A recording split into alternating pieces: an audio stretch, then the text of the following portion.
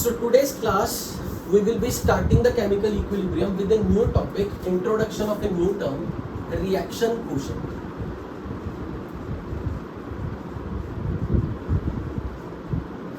Which is symbolized with symbol Q. This is very similar term like equilibrium constant. As we have discussed in our previous classes, equilibrium constant can be of three types: Kp, Kc, Kpc. In the same way, Q is defined in the three ways: Qp, Qc, Qpc. This term is always variable. This term is constant. But the method to calculate Qp, Qc, Qpc is exactly identical the way you calculate this. There is no difference in the method to calculation of Qp, Qc, Qpc versus Kp, Kc, Kpc. But these numbers are always variable. This is constant number. Now how we define this? Let's have example. मान लो कि मेरे पास ये reaction है N2 3H2 gives ammonia.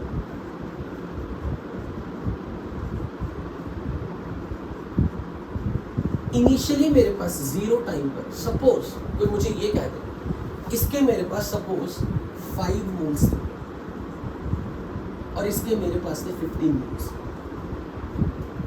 मान लो उस time पर आपके पास ammonia के 0 मोल है. We don't have any ammonia in the container. But at time t1, not at the time of equilibrium, not at the time of equilibrium. Suppose N2 के मेरे पास कुछ moles घट के फाइनली 4 मोल्स बचे. 4 moles are present.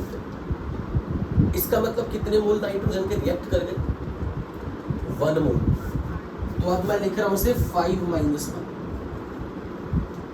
तो अब आप बताओ हाइड्रोजन के कितने मोल रिएक्ट करेंगे? अगर नाइट्रोजन का 1 मोल रिएक्ट कर रहा है तो हाइड्रोजन के 3 मोल रिएक्ट करेंगे. 1 × 3 डिवाइड बाय इट्स कोएफिशिएंट 1. तो 1 × 3 3/1 3 मोल्स रिएक्ट करेंगे. तो कितने बच जाएंगे? 15 - 3 12 moles are present at time t1, at instant t1. And accordingly ammonia के कितने मोल बनेंगे? 1 × 2 2 divide by its coefficient 1 2 moles. Suppose time t2 पर ये 4 मोल घट के 3 मोल हो गए. 3 moles of N2 are present. It means beginning से लेके t2 टाइम तक कितने मोल कंज्यूम हो चुके थे? 2 मोल. So I will say 5 - 2 mole. These are the moles which are getting reacted. Or 2 × 3 6 6/1 6 moles of hydrogen are getting reacting, and accordingly you will be having 9 moles present. So at the instant when you have 4 mole of N2 present in the flask, at that instant you will be having 12 mole of hydrogen. At that instant you will be having 2 mole of ammonia. The very next moment nitrogen further decreases, and then you get 9 moles of hydrogen, and accordingly 2 × 2 4/1 कितना? 4 moles बनेंगे ammonia के. तो you can clearly see that moles of nitrogen are decreasing, moles of hydrogen are decreasing, but moles of ammonia are increasing, and this is nothing new. We have many times discussed. Time t3 पर ये मोल घट के 2 हो गए. Nitrogen के मोल जो 5 थे वो घट के 4 3 2 हो गए. अब 5 माइनस कितना? 5 - 1 4 मोल. 4 मोल रिएक्ट हुए. तो इसके कितने रिएक्ट होंगे? 3. तो 3 मोल्स के लिए ये 9 मोल कंज्यूम होंगे. 3 × 3 9/1 9 moles. So you will be having 6 moles. And then ये कितने मोल्स अपने पास बनेंगे, कितने बोलूं, 6। मान लो T इक्वल टू T2 पे जाके अब ये सिचुएशन होगी, 2 मोल्स ही रह गए, 6 मोल्स ही रह गए, 6 मोल्स ही रह गए। ठीक है, जितने मोल थे नाइट्रोजन के दे स्टॉप डिक्रीजिंग, हाइड्रोजन के मोल स्टॉप डिक्रीजिंग, अमोनिया के mole stop decreasing. What is the conclusion?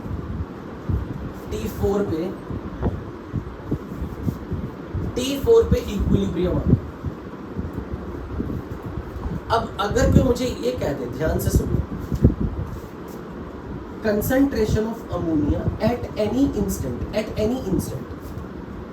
raised to power 2 upon concentration of N2 at any instant raised to power 1 and concentration of hydrogen at any instant raised to power 3, यानी कि product species की concentration raised to power coefficient, reactant species की concentration raised to power coefficient. Is this the way how we calculate Kc? हाँ, ये time होता है equilibrium वाला। अगर ये इंस्टेंट इक्विलिब्रियम वाला है तो वो नंबर Kc है। यू अग्री ना? अगर ये मैंने ये इंस्टेंट ये वाला लिखा, ये वाला, इस इंस्टेंट पे अगर मैंने ये रेशो निकाली तो आप उस नंबर को, वैल्यू को बोलोगे कि वो Kc है। एम आई राइट? मान लो कि मैंने ये सब कुछ 10 लीटर फ्लास्क में डाला, तो अगर मैंने आपको ये बोला eight the time of equilibrium what is the answer of this ratio, तो आप बोलोगे मोल्स ऑफ अमोनिया पता है, डिवाइड बाय वॉल्यूम करना पड़ेगा क्योंकि हमें कंसंट्रेशन पुट करनी है, मोल्स पुट नहीं करनी। तो अमोनिया की कंसंट्रेशन इक्विलिब्रियम के टाइम पे 6 मोल्स इन 10 लीटर हो जाएगी। नाइट्रोजन के 2 मोल्स इन 10 लीटर और हाइड्रोजन के 6 मोल्स इन 10 लीटर, और ये नंबर जो भी आएगा उसको Kc बोलेंगे। पर अगर आर्यन जानबूझ के ये करे कि मैं T1 टाइम वाले जो मोल्स है ना वो रख दिए, यानी कि T1 टाइम पर ये वैल्यू रख दी अमोनिया के 2 मोल इन 10 लीटर, नाइट्रोजन के लिए 4 मोल्स अपॉन 10 लीटर और हाइड्रोजन के लिए 12 मोल्स का क्यूब। क्या आप इसे इक्विलिब्रियम कांस्टेंट बोलोगे? नहीं ना। This is called QC, reaction quotient. तो अगर कोई आपसे पूछे कि रिएक्शन कोशेंट और इक्विलिब्रियम कांस्टेंट में फर्क क्या है, अगर आप ये सब कुछ किसी भी इंस्टेंट पे कैलकुलेट करो पर वो इंस्टेंट इक्विलिब्रियम वाला ना हो, तो जो आप जिस मेथड से K निकालते हो उसी मेथड से अगर आपने एक ऐसा नंबर निकाला जो आपने उस कंसंट्रेशन की वैल्यूज पुट कर दी उस इंस्टेंट वाली, जब इक्विलिब्रियम आया ही नहीं, तो ये रेशो जो भी आंसर देगी ये QC होगा। वेरी नेक्स्ट मोमेंट T2 पर भी इक्विलिब्रियम नहीं आया, और अगर T2 पर इक्विलिब्रियम नहीं आया तो आप खुद देखो नाइट्रोजन, हाइड्रोजन और अमोनिया के ये जो मोल्स होंगे ये डिफरेंट होंगे ना उसमें T2 टाइम पे। तो QC की वैल्यू अब जो आ रही है T1 पर, क्या QC की वैल्यू T2 पे सेम रहेगी? चेंज हो जाएगी ना, क्योंकि जब T2 टाइम पर आप T इक्वल टू T2 यहाँ पे T2 टाइम के कंसंट्रेशन पुट करोगे तो आंसर कुछ और आएगा। T3 टाइम पर जो भी आप निकालोगे T3 टाइम पर, तब आंसर QC का कुछ और आएगा। पर T4 पे T3 पर तो इक्विलिब्रियम आया नहीं, T3 पे इक्विलिब्रियम, हाँ T3 पे इक्विलिब्रियम आया, तो T1 टाइम और T2 टाइम तक इक्विलिब्रियम नहीं आया। तो इस रेशो से जो आंसर आ रहा है T1 टाइम पे, T2 टाइम पे, आई कॉल इट एज कि वो Q वैल्यू है, QC।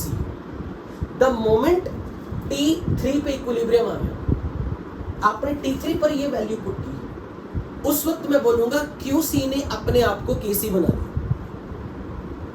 यानी कि अगर कोई नंबर चेंज होता है तो वो Q नंबर चेंज होता है विद टाइम, लेकिन एक इंस्टेंट पे जाके जब Q अपने आप को केसी के बराबर रख लेगा, केसी फिक्स नंबर है, क्यू अपनी वैल्यू को अप्रोच करवा रहा है के की तरफ। जिस समय क्यू ने अपनी वैल्यू बढ़ाते बढ़ाते के की तरफ कर ली, के बराबर कर ली, अब क्यू नंबर के बराबर होने के बाद कांस्टेंट हो जाएगा। क्यू की this is expression to calculate Q, the general expression.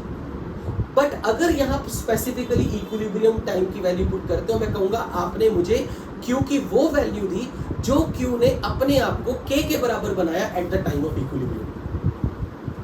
अगर आपने इक्विलिब्रियम डिस्टर्ब किया तो क्यू फिर से अपनी वैल्यू बदल देगा, पर अपने आप नहीं, अगर हमने उससे पंगा लिया कुछ। क्यू एक वेरिएबल नंबर है, के नंबर फिक्स है हर रिएक्शन के लिए with a given coefficient at a given temperature, K number fix है, पर उसका क्यू वैल्यू हमेशा के बराबर नहीं होता, कभी कम होता है कभी ज्यादा होता है। अगर किसी सिचुएशन में क्यू बड़ा है के से, तो वो अपने आप को घटा के बराबर करना चाहेगा, और अगर क्यू छोटा है तो वो अपने आप को बढ़ा के बराबर करना चाहेगा। अगर क्यू ने एक बार अपने आप को के बना लिया, मैं बोलूंगा रिएक्शन इक्विलिब्रियम अचीव कर गई, और मान लो उस वक्त अथर्व ने इस रिएक्शन मिक्सर में पत्थर मार दिया, इक्विलिब्रियम डिस्टर्ब हो गया। इस लाइन का मतलब है कि क्यू की जो वैल्यू के थी ना, वो फिर से या तो बढ़ गई या घट गई। फिर से क्यू अपने आप को के बनाने की कोशिश करेगा, यानी कि दोबारा इक्विलिब्रियम आएगा। सो द आइडिया इज कि Q term is defined in the same way like the way you used to calculate k, but q number is a variable number which always keep on changing as the rate of reaction in forward direction। जब तक forward reaction की rate और backward reaction की rate equal नहीं हो जाती, q number अपने आप को बदलता रहेगा हर instant में। जिस instant पे q ने अपने आप को k के बराबर बना दिया, वो instant होगा कि reaction equilibrium पे आ गई। उस समय reaction की forward जाने की speed और backward जाने की speed बराबर हो जाएगी। लेकिन जब तक इक्विलिब्रियम नहीं आया, ये क्यू नंबर अपने आप को चेंज करता रहेगा। जैसे कि इस एग्जांपल में आपने देखा, नाइट अमोनिया टाइम के साथ साथ बढ़ रही थी ना, 2, 4, 6 अमोनिया के मोल्स बढ़ रहे थे, तो न्यूमरेटर नंबर बड़ा हो रहा था और नाइट्रोजन हाइड्रोजन घट रहे थे, डिनोमिनेटर छोटा हो रहा था। तो मुझे ये बताओ, जब न्यूमरेटर बड़ा हो रहा हो और डिनोमिनेटर छोटा हो रहा हो, तो ये रेशो बढ़ेगी या घटेगी? बढ़ेगी। इसका मतलब क्यू अपने आप को बड़ा करने की कोशिश कर रहा था, और इसका मतलब कि रिएक्शन फॉरवर्ड में जाएगी। क्योंकि जब ये रिएक्शन फॉरवर्ड में जाएगी तो क्यू अपनी वैल्यू को इंक्रीज कर रहा है, क्योंकि क्यू में प्रोडक्ट टर्म ऊपर है, रिएक्टेंट टर्म नीचे है, और जब रिएक्शन फॉरवर्ड जाती है तो प्रोडक्ट की मात्रा बढ़ रही है, रिएक्टेंट की मात्रा घट रही है, तो डिनोमिनेटर घटेंगे, न्यूमरेटर बढ़ेगा, तो क्यू की value will keep on increasing. इसका मतलब जब तक क्यू, मतलब जब तक कोई रिएक्शन फॉरवर्ड में जा रही है ना, फॉरवर्ड में, इसका मतलब ये कि उसके क्यू अभी के से छोटा है, क्यू अपने आप को बड़ा कर रहा है, क्योंकि क्यू को अपने आप को के बनाना है। तो क्यू अपनी वैल्यू कीप ऑन इंक्रीज करेगा जब जब तक रिएक्शन नेट फॉरवर्ड में जाएगी। हमने ये पढ़ लिया था बिगिनिंग में चैप्टर में, रिवर्सिबल रिएक्शन में फॉरवर्ड जाने की टेंडेंसी और बैकवर्ड जाने की टेंडेंसी दोनों अनइक्वल हैं जब तक इक्विलिब्रियम नहीं आया। अगर रिएक्शन फॉरवर्ड जाई जा रही है, इसका ये मतलब नहीं है कि बैकवर्ड रिएक्शन नहीं हो रहा। फर्क इतना, बैकवर्ड की स्पीड अभी स्लो है, फॉरवर्ड की स्पीड ज्यादा है, और जब तक फॉरवर्ड की स्पीड बैकवर्ड से ज्यादा है, इसका मतलब रिएक्टेंट से प्रोडक्ट बनता रहेगा, क्यू अपनी वैल्यू बढ़ाता रहेगा। अगर किसी रिएक्शन में बैकवर्ड जाने की स्पीड ज्यादा है, अगर किसी रिएक्शन में बैकवर्ड जाने की स्पीड ज्यादा है, इसका मतलब ये है कि वो प्रोडक्ट को घटाएगा, रिएक्टेंट को बढ़ाएगा। तो अब देखो, अगर प्रोडक्ट घटे और रिएक्टेंट बढ़े, इसका मतलब कि ये रेशो छोटी होगी विद टाइम।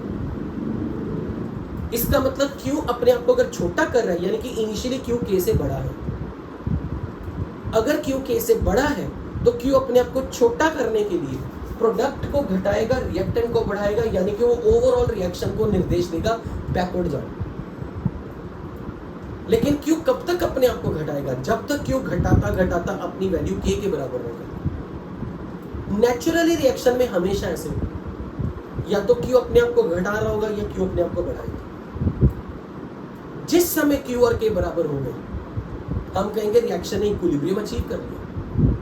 पर मान लो इक्विलिब्रियम आने के बाद आपने उसमें कुछ चेंजेस कर दिए, आपने उसके अंदर कुछ नई चीज डाल दी, आपने वॉल्यूम बढ़ा दिया, प्रेशर घटा दिया, कुछ हरकत कर दी, इक्विलिब्रियम डिस्टर्ब हो गया। इसका मतलब जिस रिएक्शन के Q ने अपने आप को K बनाया था ना, वो Q फिर से K के बराबर नहीं रहा, या तो से बड़ा हो गया या छोटा हो गया। अगर Q K से बड़ा हो गया तो अब Q को अपने आप को घटाना पड़ेगा। Q को घटाने का मतलब है प्रोडक्ट घटाना, रिएक्टेंट बढ़ाना, यानी कि रिएक्शन बैकवर्ड जाएगी। और अगर Q छोटा हो गया तो छोटा होने के बाद अब वो अपने आप को बड़ा करेगा, यानी कि प्रोडक्ट बढ़ेगा, रिएक्टेंट घटेगा, यानी कि रिएक्शन फॉरवर्ड जाएगी। तो जब भी कभी कोई रिएक्शन इक्विलिब्रियम अचीव कर लेती है, when reaction achieves equilibrium, its QP becomes KP, QC becomes KC, QPC becomes KPC. अगर QP is less than KP, QC less than KC, QPC less than KPC, it means the reaction has more tendency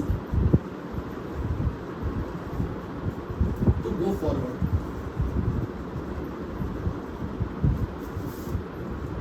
And if QP is more than KP, QC is more than KC, QPC is more than KPC, it means the reaction has higher tendency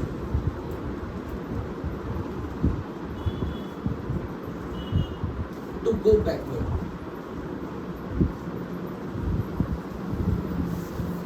अगर ये number K है, Q K से बड़ा हो सकता है, Q K से छोटा हो सकता है। अगर Q K से छोटा है तो उसको अपनी वैल्यू K के बराबर लाने के लिए बड़ा होना पड़ेगा Q को।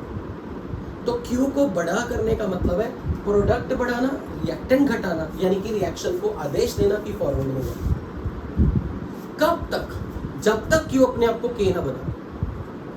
द मोमेंट Q ने K बन गया, इक्विलिब्रियम आ गया, अब ये रिएक्शन फॉरवर्ड में और बैकवर्ड में नेट कहीं डिस्प्लेस नहीं होगी, क्योंकि ओवरऑल नेट रिएक्शन जीरो हो चुकी है, net rate of reaction zero है। अगर Q K से बड़ा है तो Q को अपने आप को घटाना पड़ेगा, पर Q को घटाने का मतलब है प्रोडक्ट घटाना, रिएक्टेंट बढ़ाना, और प्रोडक्ट घटा के रिएक्टेंट बढ़ाना मतलब बैकवर्ड जाए रिएक्शन। कब तक Q अपने आप को घटाएगा? जब तक ये K पे ना आ जाए। एक बार Q ने K आ गई, अब ये नेचुरली इक्विलिब्रियम आ गया, अब ये कुछ नहीं करेगा, Q becomes constant at equilibrium. जो Q इक्विलिब्रियम ना आने तक कांस्टेंट नहीं था, वो इक्विलिब्रियम आने पे कांस्टेंट हो गया। तो ये बेसिकली, मैं अगर इसे डेली लाइफ में इंसानों से रिलेट करूं, जब ये एक आइडियल है, ये मुक्ति है, गॉड है, और हमारा मन चंचल है, हमेशा हमने अभी तक मोक्ष प्राप्त नहीं किया, तो हमारा मन क्यों कभी उछलता है घटता है, उछलता है घटता है।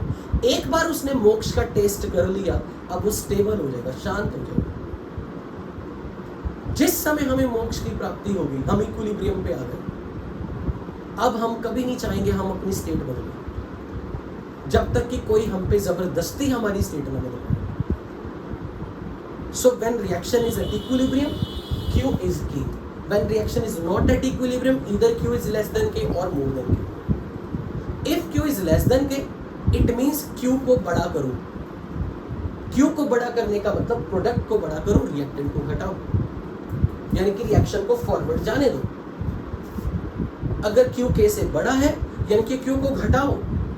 Q को घटाने का मतलब प्रोडक्ट घटाओ, रिएक्टेंट बढ़ाओ, मतलब रिएक्शन को बोलो बैकवर्ड जाओ। सो इन द सेम वे, यहां पर अगर मैं डिफाइन करूं, Q की डेफिनेशन अगर हम लिखें, एक मिनट, जस्ट 1 मिनट, मैं डेफिनेशन लिखवा दूं, फिर आप डाउट्स पूछिए। Reaction quotient Q is a variable number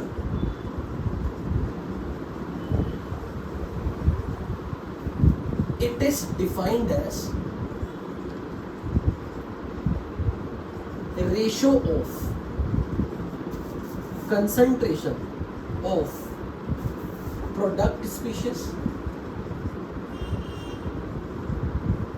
raised to power its coefficient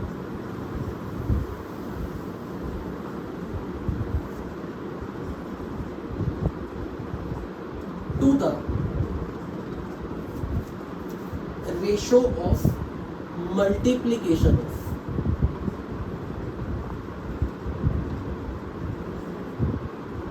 concentration of product species raised to power its coefficient to the multiplication of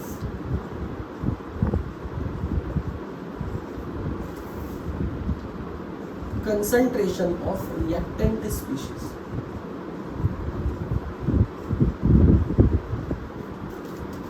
raised to power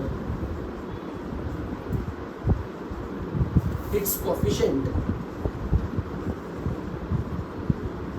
at any instant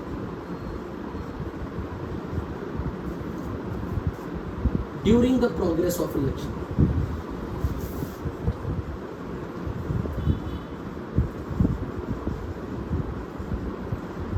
Is called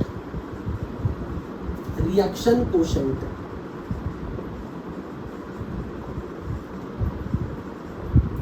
QC.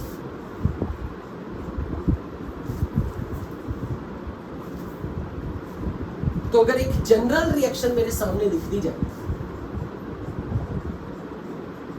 कुछ इस तरह की,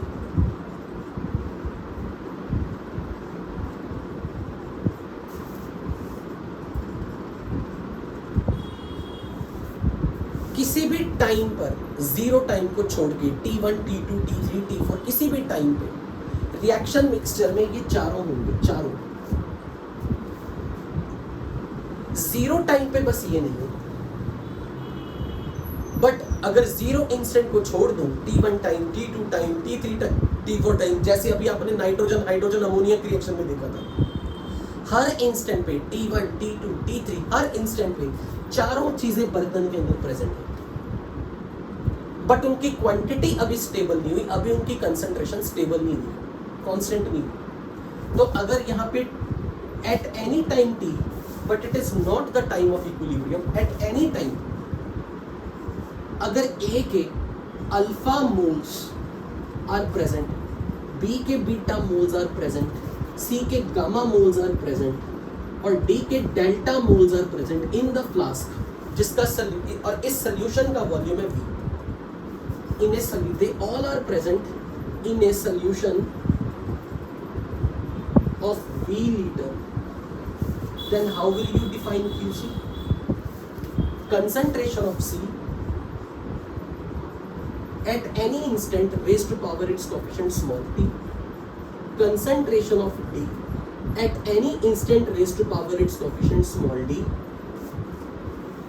upon concentration of A at any instant raised to power its coefficient small b, A concentration of B at any instant raised to power small b। तो ये value अगर मैं put कर दूं तो ये बनेगी gamma by V raised to power its coefficient, delta by V raised to power its coefficient, alpha by V raised to power its coefficient, beta by V raised to power its coefficient.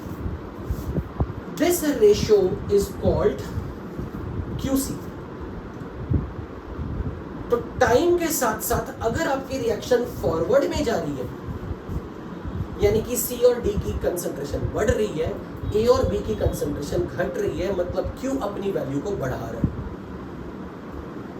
और अगर आपने note किया कि eight any instant Q अपनी value change ही नहीं कर रहा, इसका मतलब इक्विलिब्रियम आ चुका है। अब इस वक्त जो भी Q की वैल्यू है वही की है। अगर आपने देखा कि eight any instant reaction backward जा रही है, तो आपको ये इंडिकेशन कहां से मिलेगी? Q की वैल्यू हर इंस्टेंट पे घटती नजर आएगी, क्योंकि अगर रिएक्शन बैकवर्ड जाएगी तो A और B की कंसंट्रेशन बढ़ेगी, यानी कि डिनोमिनेटर बढ़ेगा, और क्योंकि C और D घट रहे हैं बैकवर्ड जाते वक्त, न्यूमरेटर छोटा हो रहा है, डिनोमिनेटर बड़ा हो रहा है, मतलब QC अपनी वैल्यू को घटा रहा है। So this is the most general expression to calculate QC. अगर यहाँ पर ये सारे कंपोनेंट गैस होते और मैं उनकी कंसेंट्रेशन की बजाय उनके पार्शियल प्रेशर पे सेम एक्सप्रेशन करता, partial pressure of C raise to power coefficient, partial pressure of D raise to power coefficient, partial pressure of A raise to power coefficient, partial pressure of B raise to power coefficient, but at any instant, not at specifically equilibrium but at any instant, then same term is called QB. तो I think आपको Q का मतलब समझ में आ गया होगा कि Q होता क्या है। अब अपने क्रॉस क्वेश्चन या डाउट्स पूछो।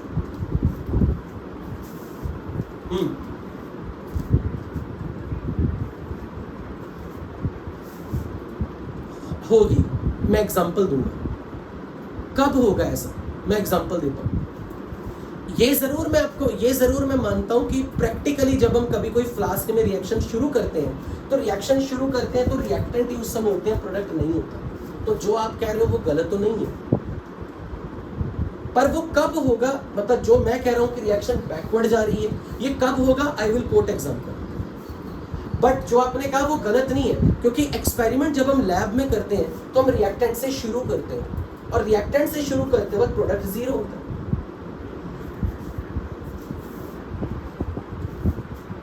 और जब बैकवर्ड और रेट की तो क्यू नंबर जो था वो धीरे धीरे जो बढ़ रहा था वो बढ़ता बढ़ता कांस्टेंट हो जाएगा। ठीक है,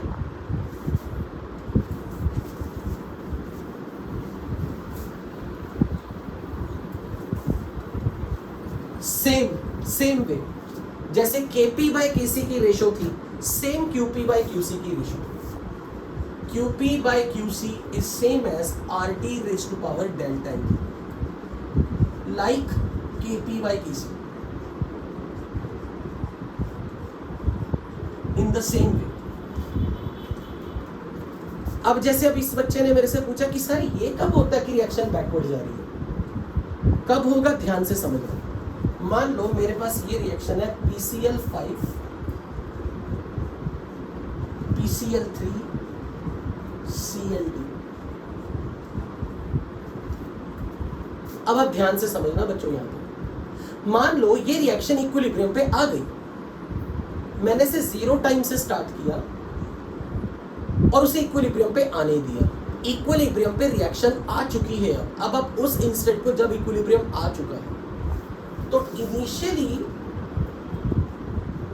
suppose the time of equilibrium, और इक्विलिब्रियम जब आया होगा तो फ्लास्क में सब तीनों होंगे, कोई भी मिसिंग नहीं होगा।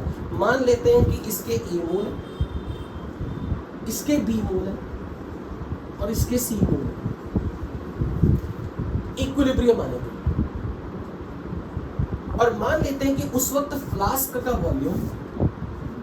Volume of flask is V litre. ये इक्विलिब्रियम आ चुका है। तो मैंने जिस स्टूडेंट ने भी मेरे से ये बात की ना, सर नेचुरली तो हमेशा कभी नहीं हो सकता कि रिएक्शन बैकवर्ड जा रही हो, हमेशा फॉरवर्ड ही जाएगी। वो व्हाट्स योर नेम बेटा, मेरे को एक बार नाम बताओ। आयुष, सपोज तू ही एक्सपेरिमेंट कर रहा है बेटा, तूने मेरे को बोला सर रिएक्शन इक्विलिब्रियम पे आ गई, मैंने कहा चल फटाफट इसका K नोट कर। तूने कहा कि सर मैं तो Q नोट करना जानता हूं। मैं कहूंगा अरे Q ही तो K है इक्विलिब्रियम पे। तो तूने ऐसा निकाला Q at the time of equilibrium which is called K। तो तूने निकाला क्लोरीन का concentration at equilibrium raise to power coefficient, PCl3 का concentration at equilibrium raise to power 1 upon concentration of PCl5 at equilibrium raise to power 1। और तूने ये value कैसे निकाली, C मोल बाय वॉल्यूम, क्योंकि हमें कंसंट्रेशन पुट करनी थी mole by volume. C mole by volume, B mole by volume upon A mole by volume. और इसे सॉल्व करके तूने मुझे एक आंसर बता दिया। तूने कहा सर इस रिएक्शन का K इतना है। मैंने पूछा Q कितना है, कह रहा सर आपने नहीं तो कहा कि Q इस वक्त K के बराबर हो चुका। ठीक है, यहां तक तो सारी बात समझ में आई। मान लो कोमल या महक को ये नहीं पसंद आया कि तेरी रिएक्शन में इक्विलिब्रियम कैसे आया, उसकी रिएक्शन में तो अभी तक नहीं आया। तो K रिकॉर्ड करके साइड पे हो गया, कहीं इधर उधर चला गया। अब कोमल ने आगे क्या किया, ये तेरी फ्लास्क में क्लोरीन के मोल ऐड कर दिए जानबूझ के डाल दिए, बाहर से एक्स्ट्रा क्लोरीन डाल दी। वेरी मोमेंट जब क्लोरीन और ऐड हुई ना, तूने इस नंबर की वैल्यू बढ़ा दी। जैसे इस नंबर की वैल्यू बढ़ाई, ये नंबर K है इस वक्त ये Q और K बराबर हुए पड़े। द मोमेंट कोमल या महक तेरी फ्लास्क में प्रोडक्ट की मात्रा बाहर से एडिशनली ऐड कर दे, तो तूने मान ले उन्होंने इसके अंदर डेल्टा मोल बढ़ा दी, उसी इंस्टेंट पे रिएक्शन का इक्विलिब्रियम डिस्टर्ब हो गया, फिर से QP अनइक्वल हो गया KP। पर उस समय जिस वक्त डेल्टा मोल क्लोरीन के एंटर हुए ना, इस रेशो ने अपनी वैल्यू बना दी C plus delta by V into B by V upon A by B। ये QP हो गया। KP नहीं बदलता कभी, क्योंकि KP and KC depends only on temperature, और अब टेम्परेचर के साथ कोई छेड़खानी नहीं कर रहे पूरे चैप्टर में। K अभी भी इतना ही है। अरे यार हाँ,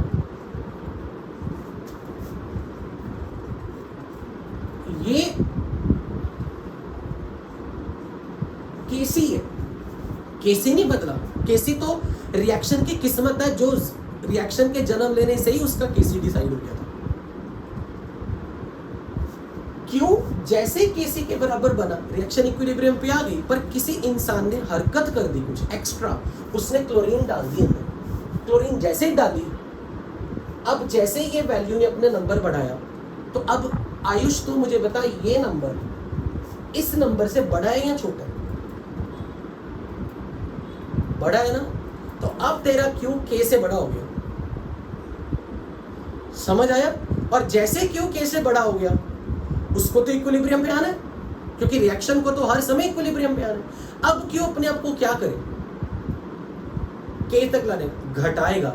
अब ये रिएक्शन बैकवर्ड जानी शुरू हो जाएगी, अब ये नंबर घटने शुरू हो जाएंगे, और जब ये नंबर घटने शुरू होगा और ये नंबर बढ़ना शुरू हो गया, Q अपने आप को फिर से K के बराबर लाने की कोशिश करेगा। जिस समय फिर से Q K के बराबर हो जाएगा, यानी कि ये नंबर जो बड़ी हो गई थी K से, इसने अपनी वैल्यू इसके बराबर फिर से कर ली, रिएक्शन री-इक्विलिब्रियम पे आ गई। अब तेरी क्लास के किसी दूसरे स्टूडेंट को चुल मच गई, उसने कहा यार मेरी रिएक्शन में इक्विलिब्रियम नहीं आ रहा, इसकी रिएक्शन में तो इक्विलिब्रियम बड़ी जल्दी आ रहा है। उसने इस बार क्या किया, PCl5 के मोल अंदर डाल दिए, और बाहर से द मोमेंट PCl5 के मोल बढ़े, अब तूने इस नंबर को बढ़ा दिया। जब तूने इस नंबर को बढ़ाया, इस नंबर को बढ़ाया, तो तूने अपने Q को क्या करवा दिया, घटा दिया, फिर इक्विलिब्रियम डिस्टर्ब हो गया। अब Q को इक्विलिब्रियम तक आने के लिए क्या करना पड़ेगा, फॉरवर्ड जाना पड़ेगा, क्योंकि इस नंबर को अब बड़ा होना पड़ेगा। जैसे तूने इसके कुछ मोल डाले, Q तो छोटा हो गया था, छोटे Q को वापस के आने के लिए Q को अपनी वैल्यू बढ़ानी है, तो इनको बढ़ाना पड़ेगा, इसे घटाना पड़ेगा, तो रिएक्शन फॉरवर्ड जानी शुरू हो जाएगी। फिर से Q K के बराबर आ गया, और मान लिया आपकी बार किसी ने कुछ हरकत नहीं की, अब आराम से रिएक्शन Q K बराबर करके चुपचाप बैठी रहेगी। समझ आया तुझे? जो तू कह रहा था कि सर ये कब होता है, वो तब होता है जब मान लो कोई रिएक्शन इक्विलिब्रियम पे आ गई, और अपने इक्विलिब्रियम आने के बाद प्रोडक्ट की मात्रा कुछ बढ़ा दी। जैसे इक्विलिब्रियम में आप कुछ भी डालोगे ना, चाहे प्रोडक्ट या रिएक्टेंट, Q ने फिर से हिल जाना केस। अब ये डिपेंड करता है कि थर्ड पर्सन ने इक्विलिब्रियम को डिस्टर्ब करने के लिए किया क्या प्रोडक्ट बढ़ाया या रिएक्टेंट बढ़ाया। जो भी हरकत की जाएगी वो इस नंबर को जो कि Kc के बराबर है, इसे चेंज करके कुछ बना देगी। अगर कुछ चेंज होता है तो K कभी नहीं चेंज होता। जिस समय इक्विलिब्रियम डिस्टर्ब हो गया, इक्विलिब्रियम नहीं आया, इक्विलिब्रियम आ गया, कोई भी इंस्टेंट हो, K कभी नहीं बदलता। रिएक्शन का K एक फिक्स नंबर है, इसलिए अगर कुछ चेंज होता है तो Q चेंज होता है बस। Q अपने आप को हर बार K बनाने की कोशिश करेगा। अब ये डिपेंड करता है कि आपकी की जाने वाली हरकत Q को K से बढ़ा रही है या Q को K से घटा रही है। If Q is getting more than K, then Q will have to decrease its value, and if Q will have to decrease its value, it has to go in backward direction. If Q has become less than K, then Q will have to increase its value, और Q की value बढ़ाने के लिए reaction को forward जाना पड़ेगा। Is that clear? Everybody? Okay.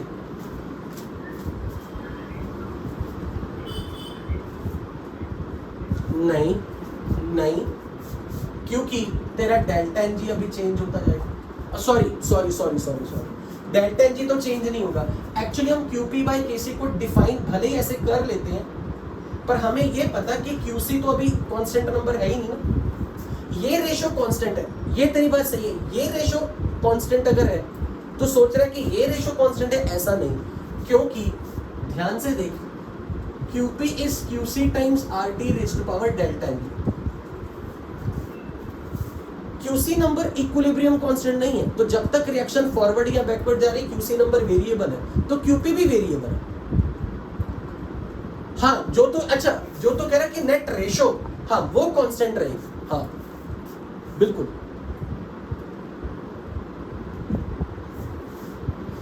Rate of change नहीं, क्योंकि rate of change of reaction तो अभी आपने पढ़ा ही नहीं क्या होता है।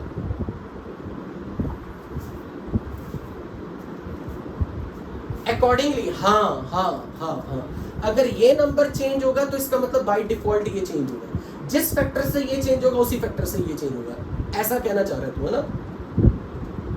हाँ ये बात सही।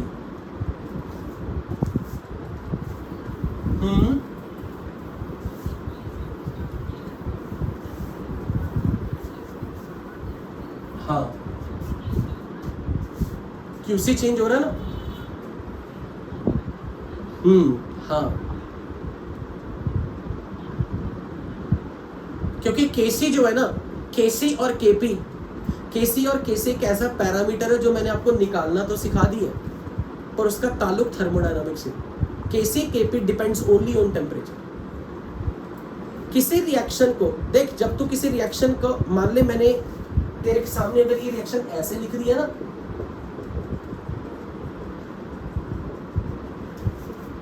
एट एनी टेम्परेचर इसका के ऑलरेडी हमें पता, चाहे तूने बर्तन में कुछ भी ना डालना हो, ये तूने सिर्फ कॉपियों पे लिखा है। और अगर बर्तन के अंदर तूने N2 और H2 दो चीजें डाली हो, उस वक्त अमोनिया नहीं है, के अभी भी उसका कुछ नंबर है। वो अलग बात है कि हमने के निकाला कैसे, सीखा इस तरीके से, जब हमें इसके मोल भी पता हो, इसके मोल भी पता हो, इसके मोल भी पता हो।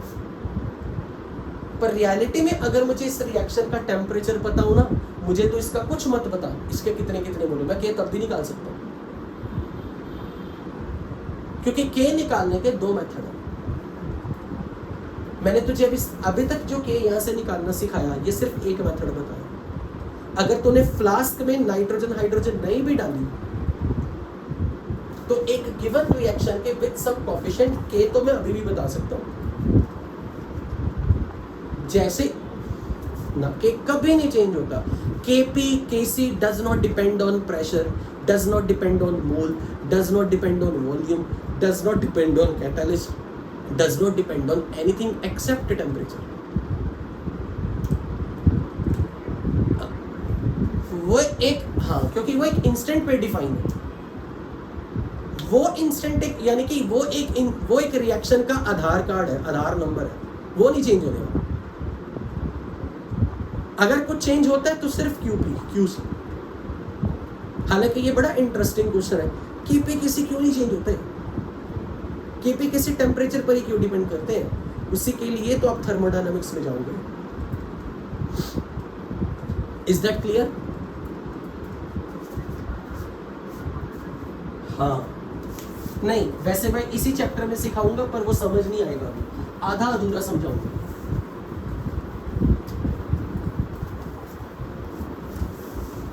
ओके, तो अब हमने क्यूपी, क्यूसी, केसी ये वर्ड सीख लिए। अब हम इस पर कुछ क्वेश्चंस करते हैं।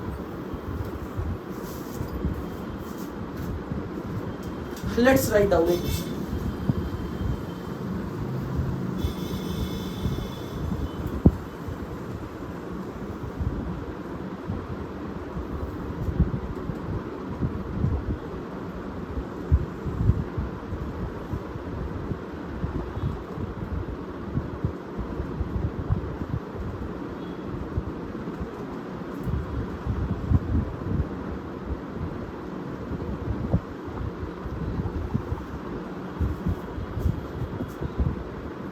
पहले सुन यहाँ पे।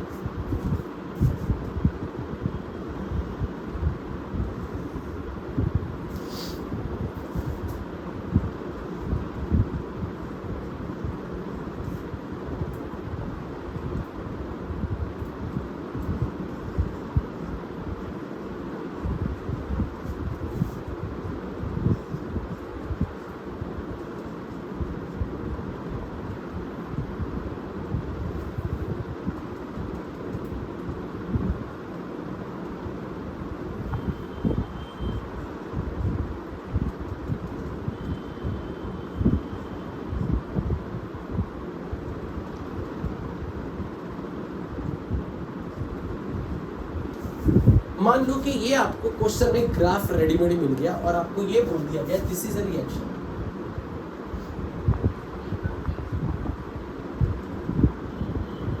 ये कौन बोली है पहले मुझे नाम बताओ। Very good. हर सेशन में श्रेया तिवारी नाम की लड़की इंटेलिजेंट पता नहीं क्यों हो जाती है। बिल्कुल सही बात है। वेरी गुड वेरी गुड, पकड़ दिया तुमने, शाबाश।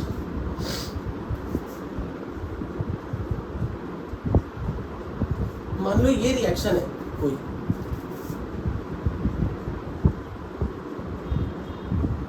और मैंने आपसे ये पूछा this reaction has been described in form of a graph where Y axis पर कंसंट्रेशन प्लॉट की जा रही है और एक्स एक्सिस पे टाइम है।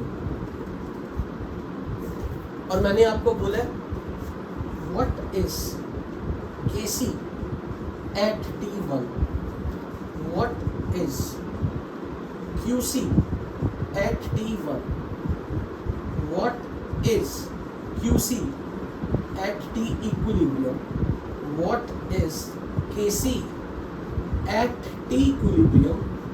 तो कौन सा क्वेश्चन वाहियात है, कौन सा क्वेश्चन स्टूपिड है? फर्स्ट वाला। Very good. क्यों? क्योंकि T1 टाइम पर तो इक्विलिब्रियम आया ही नहीं। इक्विलिब्रियम तो आया ही तब है जब कंसंट्रेशन कांस्टेंट हो जाए, इसलिए T1 टाइम पर आप K तो बता ही नहीं सकते। अगर आप कुछ बता सकते हो T1 टाइम पे QC, K नहीं बता सकते। आप ये कहोगे कि जब तक टाइम 0 से T इक्विलिब्रियम के बीच वाला टाइम है आप रिएक्शन का Q डिफाइन कर सकते हो, K नहीं डिफाइन कर सकते। जिस समय T इक्विलिब्रियम आएगा उस समय Q डिफाइन होगा और जो Q की वैल्यू होगी वही K इक्विलिब्रियम। तो T1 की वैल्यू, और इनफैक्ट कोई ये कह सकता है कि T1 पे सर K भले डिफाइन नहीं है पर रिएक्शन के लिए K T1 पे वही है जो यहाँ पर है, क्योंकि रिएक्शन का K कभी नहीं चेंज हुआ। लेकिन हम ग्राफ से T1 टाइम पे K कैलकुलेट नहीं कर सकते, पर अगर आपने T इक्विलिब्रियम वाला K नोट कर लिया वही इस रिएक्शन के लिए Kc रहेगा, T1 टाइम हो T2 टाइम हो, क्योंकि Kc तो कभी नहीं चेंज होता। आप दोनों आंसर दे सकते हो। सर T1 पे K कैसे डिफाइन करें? T1 पे तो इक्विलिब्रियम आया ही नहीं। मैं कहूँगा जब आप ये भाषा बोल रहे हो ना T1 पे इक्विलिब्रियम नहीं आया हम कैसे Kc डिफाइन करें, इसका मतलब आप Q की मदद से K निकालना जानते हो। पर मैंने आपको बोला ना कि K निकालने का एक तरीका और भी है।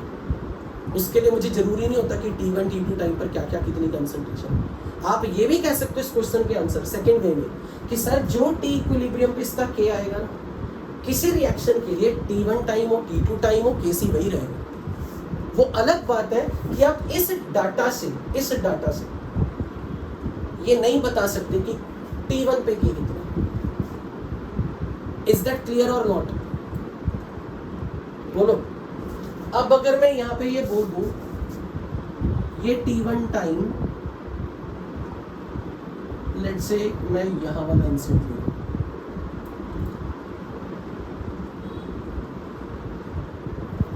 This is T1। इस टाइम पर ये वैल्यू 1.8 मोलर, ये वैल्यू 2.5 मोलर है और ये वैल्यू 5.8 मोलर।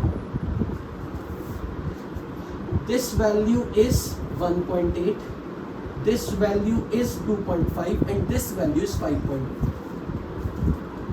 तो अब अगर मैंने पूछा what is QC at T1, T1 time पे QC निकालो, तो पहले QC लिखना कैसे है, concentration of R at T1 raised to power 1 upon concentration of P at T1 raised to power 1 concentration of Q at T1 raised to power 2। अब ये बताओ T1 टाइम पे R की कंसंट्रेशन कितनी है, ग्राफ में R की concentration time के साथ साथ बढ़ रही है, तो R की कंसंट्रेशन टाइम के साथ साथ बढ़ रही है, तो ये वाला point 1.8 molar is the concentration of R। P की कंसंट्रेशन T1 टाइम पे P की कंसंट्रेशन 6 से घट के 5.8 आ गई, और Q की कंसंट्रेशन घट के 4 से घट के 2.5 पे आई।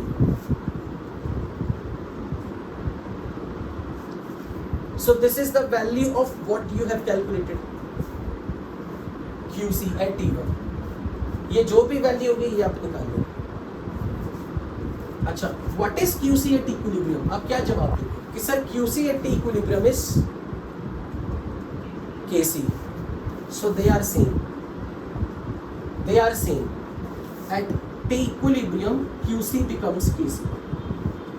पर अब KC कैसे निकालना है, concentration of R but at the time of equilibrium, concentration of P at the time of equilibrium, concentration of Q at the time of equilibrium raised to power 2।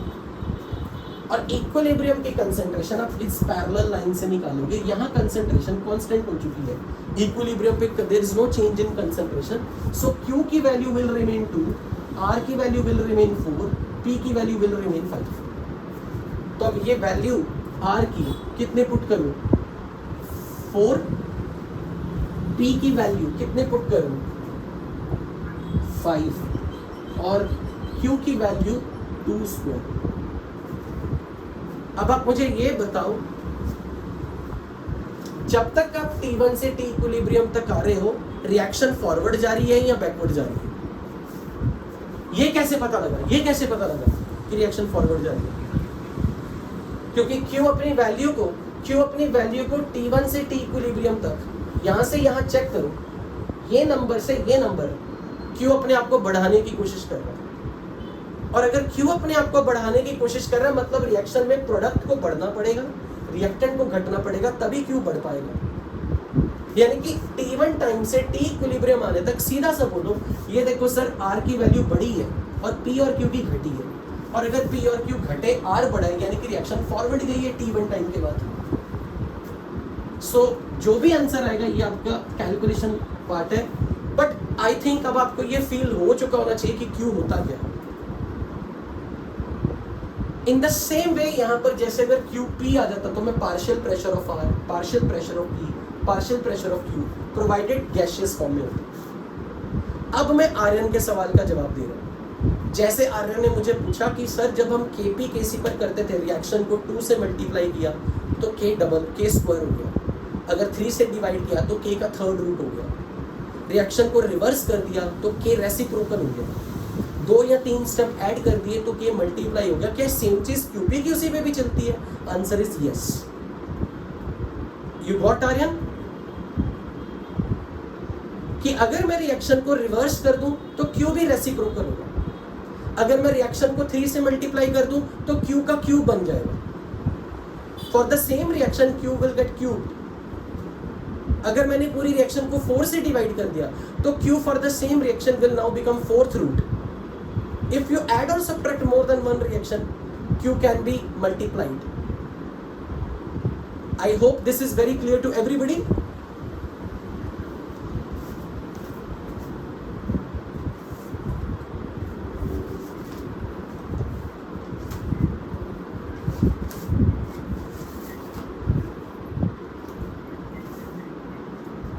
हाँ, फॉरवर्ड रिएक्शन की speed backward reaction से ज्यादा।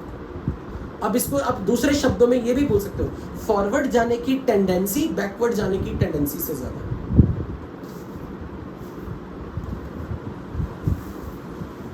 क्या नहीं race बच्चों?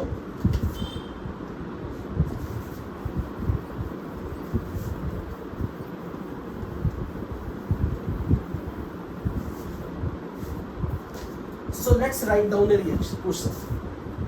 This is a question from your sheet. exercise 1 part 2 B1. This is a reaction which is given to you.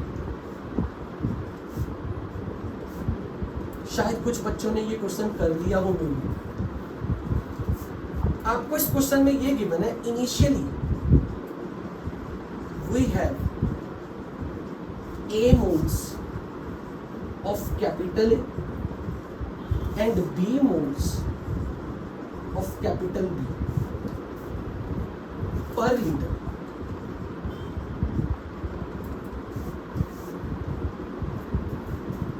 K1 and K2 are rate constants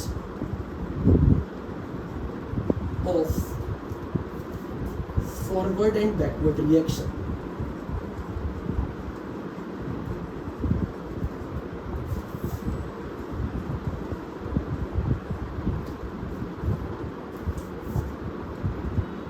If X moles dissociates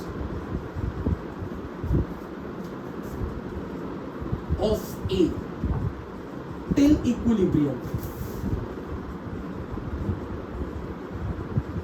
is achieved, what is relation between, अब मैंने question थोड़ा change कर दिया language wise, but है ये question same sheet वाला। What is relation between A, B, X, K1, K2?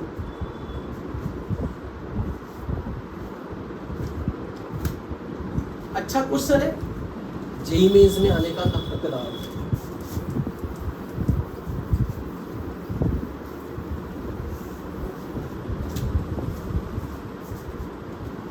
आपको ये बोला जा रहा है कि किसी फ्लास्क में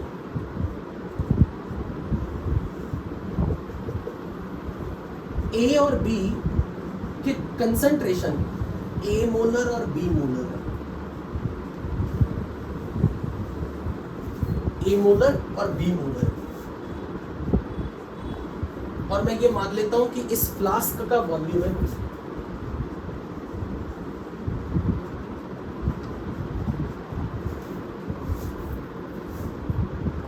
अब उन्होंने बोला कि इनिशियली 0 टाइम पर A और B के कुछ ना कुछ क्वांटिटी ऑलरेडी प्रेजेंट थी,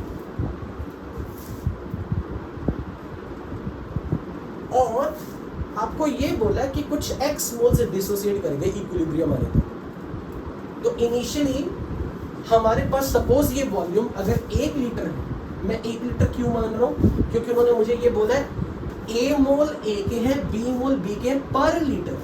पर लीटर का मतलब कि 1 लीटर की फ्लास्क में A और B के, अब मेरे पास B और A मोल्स हैं।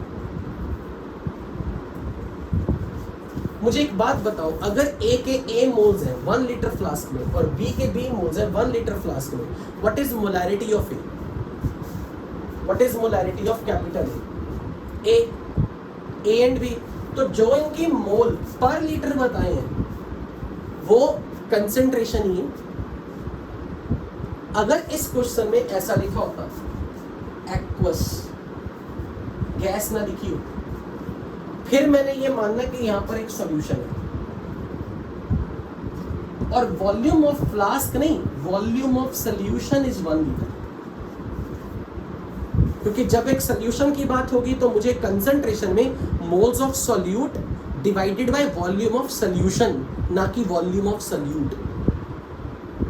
अब मैं ये मानता कि सॉल्यूशन का वॉल्यूम 1 लीटर है, जिसमें A mole, small A moles capital A के हैं, स्मॉल B मोल कैपिटल B के हैं, तो मोलैरिटी हो गई A moles by 1 litre, that is molarity of capital A। Molarity of capital B will be B मोल पर लीटर। पर लीटर का मतलब मैंने वॉल्यूम 1 लीटर ले लिया।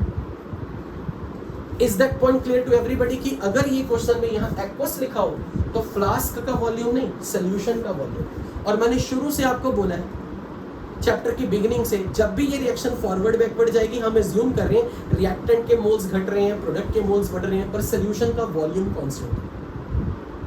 क्योंकि सोल्यूशन का वॉल्यूम चेंज नहीं हो रहा है, हम एज्यूम कर रहे हैं कि सॉल्यूट A और B का वॉल्यूम नेग्लिजिबल है with respect to volume of solvent. हम डाइल्यूट सोल्यूशन पे सारी केमिस्ट्री करेंगे। तो ए और बी के अगर कुछ मोल घट गए, ए के मोल घट गए, बी के मोल बढ़ गए, उससे सोल्यूशन के वॉल्यूम में कोई चेंज नहीं आ रहा। एज्यूमिंग सॉल्यूट का volume is negligible with respect to volume of the solvent. So solution का वॉल्यूम इज सॉल्वेंट का वॉल्यूम प्रैक्टिकल। तो अब आपको क्वेश्चन में बोला कि इनिशियली अगर ये ऐसा दिया तो मैं ये मान लूंगा 0 टाइम पर मेरे पास इसके ए मोल थे और इसके बी मोल थे। अब उन्होंने बोला इक्विलिब्रियम आने तक x मोल डिके कर गए रिएक्टेंट के, तो इसके घट के x मोल्स होंगे। तो x मोल्स अगर घटे हैं तो प्रोडक्ट के कितने मोल बनेंगे? x बनेंगे। पर सोल्यूशन में तो b मोल पहले से थे ना, इसलिए ये गलती बच्चों से हो जाती है, क्योंकि टीचर ने हर बार आदत क्या सिखाई होती है, इनिशियली ए मोल थे, इसके 0 मोल थे, एक्स मोल घट गए तो एक्स मोल बन गए। पर अगर किसी, प्लीज ये बात बहुत कान खोल के सुन लेना, कई बार क्वेश्चन में पहले से बताया होता प्रोडक्ट के कितने मोल, तो आप जब ये कैलकुलेशन करके ये निकालते हो ना एक्स, तो ये भूलना नहीं है इनिशियली बी के मोल स्मॉल बी थे, तो फ्लास्क में इक्विलिब्रियम आने तक total mole b plus x count करने पड़ेंगे। क्या ये बात आपको समझ में आई है? अगर किसी सवाल में प्रोडक्ट की 0 टाइम पे मोलैरिटी पहले से बता दी, या मोल्स बता दिए, या उसका पार्शियल प्रेशर बता दिया, तो जितना आपके हिसाब से बनना चाहिए उसमें इनिशियल क्वांटिटी प्रोडक्ट की ऐड करनी है। ये गलती बहुत बहुत बहुत बार होती है गलती बच्चों से। तो अब आप बोलोगे कि इक्विलिब्रियम आने पर ये हो गया, ये हमने क्या निकालेंगे, मोलैरिटी या मोल, ये। बट जो भी मोल्स है वो कितने लीटर सोल्यूशन में रहेंगे? हाँ, so what will be molarity of A at equilibrium? Molarity of A at equilibrium will be a minus x by 1 litre. मैं आपके लिए लिखता हूं नीचे 1 लीटर, नहीं तो मेरी आदत बनी हुई है, क्योंकि बच्चे वॉल्यूम को इग्नोर कर देते हैं क्वेश्चन में, क्योंकि मास्टर उनको मोल मोल सिखाता रहता है। हमें कंसंट्रेशन है नहीं, moles by volume. Volume of solution is 1 litre, so habit डालनी खुद के लिए। What is molarity of B at equilibrium? B plus X moles by 1 litre. अब ये बताओ, rate constant of forward reaction और rate constant of backward reaction का कोई रेशो रिलेशन आपको मालूम है? What is this ratio called? This is K equilibrium, KC. तो केसी कैसे लिखोगे आप? अगर आपको ए और बी के इक्विलिब्रियम कंसंट्रेशन पता है तो आप केसी कैसे लिखोगे? बी प्लस एक्स अपॉन ए माइनस एक्स। बोलो, यही रिलेशन है, यही आंसर है। यहां से आपको कोई ये भी पूछ सकता है एक्स बताओ, क्योंकि K1, K2 और इनिशियल मोल क्वेश्चन में गिवन होते हैं। तो आपको कोई ये भी पूछ सकता है कि एक्स की वैल्यू निकालो। अगर आपको K1, K2 पता है, ए और बी पता है, you can find x. So I can write, अगर एक्स पूछा होता तो मैं क्या लिखता इसमें? K1 a minus K1 x is K2 b plus K2 x। So K1 a minus K2 b upon K1 plus K2 is x। मान लो मैंने आपसे क्वेश्चन में ये पूछा होता, what is degree of dissociation of A at equilibrium? यानी कि मैंने आपसे क्या चीज पूछी है, कल सीखी थी, अगर ए में से x मोल, क्या क्या, x अपॉन ए। किसी बच्चे ने कहा a minus x upon a, no. कितने मोल डिसोसिएट हुए? x आउट ऑफ कितने? a। तो x upon a is degree of dissociation. तो अगर आपको x की वैल्यू मिल गई यहां से, तो आप a इनिशियल मोल अगर आपको न्यूमेरिकल में हर बार गिवन हो, तो आप अल्फा भी बता सकते हो इक्विलिब्रियम आने तक डिग्री ऑफ डिसोसिएशन कितना हो गया। बोलो बच्चों, ये चीज क्लियर हुई, समझ में आया? पर मैंने ये क्वेश्चन होमवर्क में दिया था। आई वॉज एक्सपेक्टिंग कि शायद किसी बच्चे ने कर लिया हो ये क्वेश्चन। Very very good. जिन्होंने कर लिया था ना, मेरी तरफ से अपनी कॉपी में लिखो कुडोज, शाबाश, वेरी गुड, एक्सीलेंट।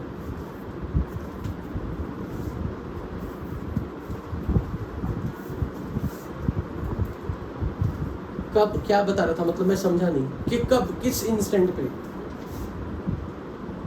मैंने तो बहुत कुछ बताया फ्लास्क में।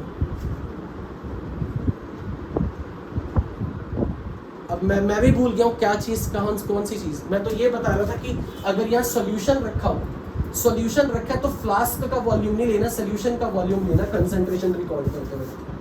और क्योंकि उन्होंने पर लीटर बोला है कंसंट्रेशन में, तो इस वक्त आपको 1 लीटर सोल्यूशन का वॉल्यूम मानना पड़ेगा। यही कहा था मैंने फ्लास्क में, और तो कुछ नहीं।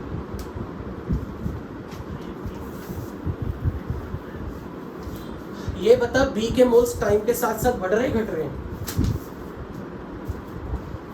इनिशियली 0 टाइम पे बी मोल थे, एक्स और बन के आ गए, तो कितने होंगे इक्विलिब्रियम मिक्सचर में उस वक्त भी? अगर बी 0 टाइम पर थे, एक्स और बन के आ गए, तो b plus x is the total moles of B at equilibrium.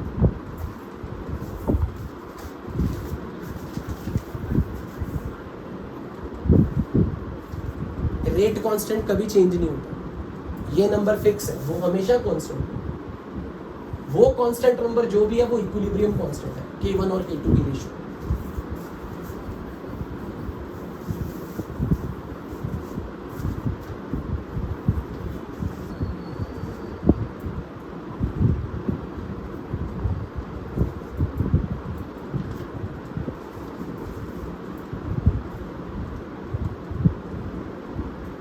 लिखो क्वेश्चन, जस्ट ए मिनट आ रहे। For this reaction,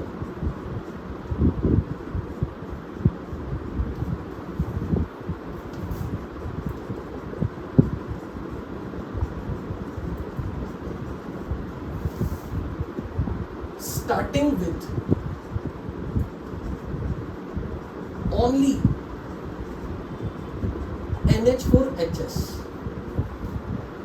solid, observed pressure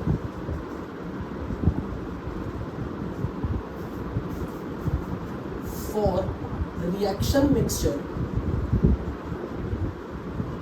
at equilibrium is 1.2 at 106 degrees Celsius. What is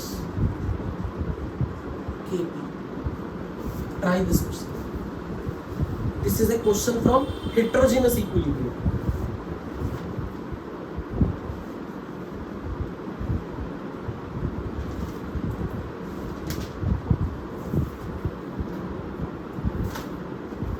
आज मैं ग्रुप में होमवर्क पोस्ट करूंगा और आगे का, और मैं ये एज्यूम कर रहा हूं कि आप लोग अपने रिस्पॉन्सिबिलिटी के साथ होमवर्क कंटिन्यू कर रहे हो, एंड आई विल एक्सपेक्ट कि भाई मेरे को आप डाउट्स पूछते रहो।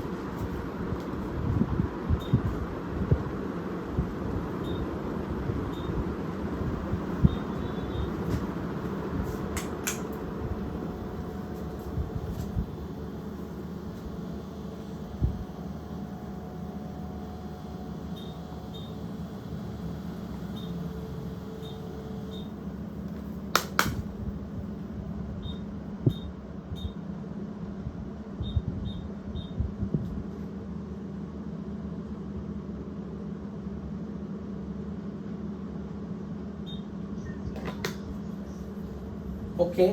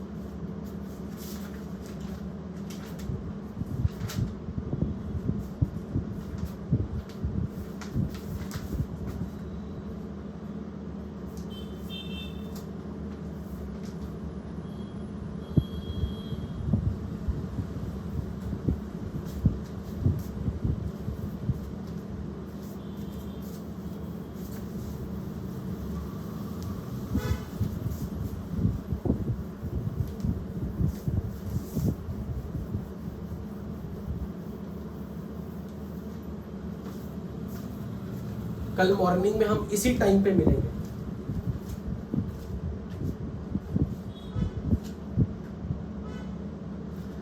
हाँ जी बच्चों, एनी आंसर?